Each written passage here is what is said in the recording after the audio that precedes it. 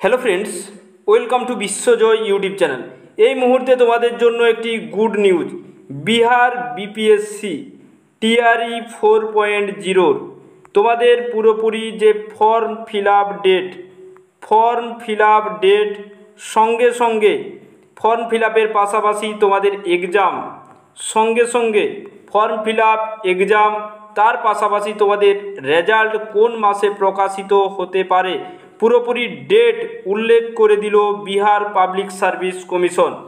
তোমাদের সঙ্গে সঙ্গে যারা বিহার স্টেট কোয়ালিফাই করতে পারোনি তাদের জন্য একটি গুড নিউজ এখানে, যে প্রত্যেকের জন্যই বিহার যারা স্টেট দিতে পারবে, বিশেষভাবে যারা বিপিএসসি ক্লিয়ার করনি তারা কিন্তু স্টেটের নোটিফিকেশন বেরিয়ে গেছে।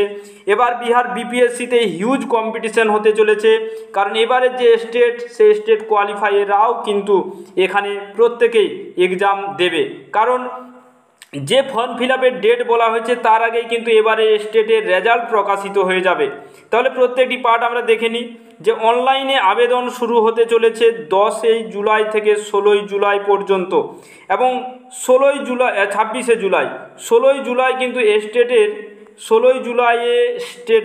স্টেট এক্সামের নিউ স্টেট এক্সামের রেজাল্ট প্রকাশিত হয়ে যাবে, অর্থাৎ এই ফর্মটি কিন্তু তারাও ফিল আপ করবে।